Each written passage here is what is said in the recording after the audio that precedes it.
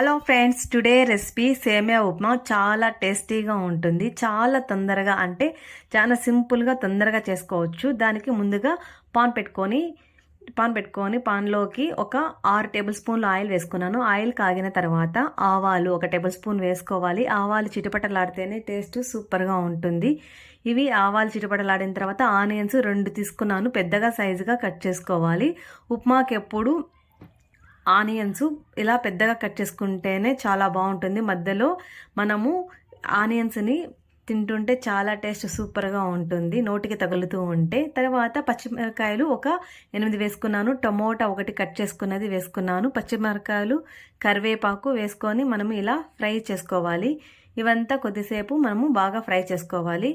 ఇలా కొద్దిసేపు ఫ్రై చేస్తూనే ఉండాలి.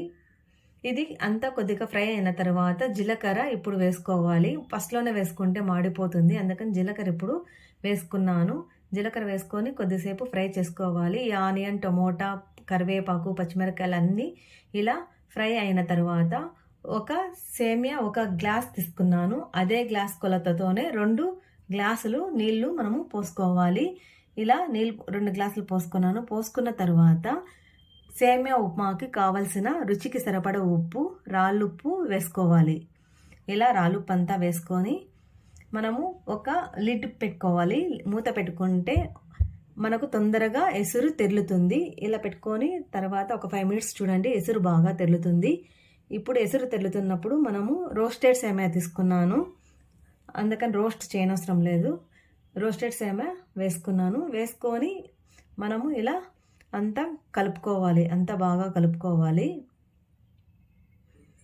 ఇలా కలుపుకొని మనము మళ్ళీ లిడ్ పెట్టుకోవాలి. లిడ్ పెట్టుకొని ఒక 5 నిమిషాలు ఉడికించామనుకోండి, చూడండి 5 నిమిషాలకంతా సేమియా ఉప్మా రెడీ అయిపోయింది ఫ్రెండ్స్. చివరిగా మనము ఇలా ఫ్రెష్గా ఉన్నటువంటి కొత్తిమీర వేసుకొని అంతా బాగా కలుపుకోవాలి.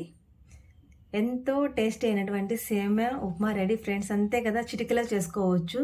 ఇంకెందుకు ఆలస్యము, మీరు కూడా ఈ విధంగా సేమియా ఉప్మాని నెక్స్ట్ టైం చేసేటప్పుడు ఈ విధంగా ట్రై చేయండి. మీకు కూడా చాలా సూపర్గా వస్తుంది. మీకు ఈ వీడియో నచ్చితే లైక్ చేయండి, ఫ్రెండ్స్ అండ్ రిలేటివ్స్కి షేర్ చేయండి. మరెన్నో కొత్త రకమైన వంటల కోసము మన టేస్ట్ ఫుడ్ రెసిపీస్ ఛానల్ని సబ్స్క్రైబ్ చేయడం మర్చిపోవద్దండి. Thank you for watching.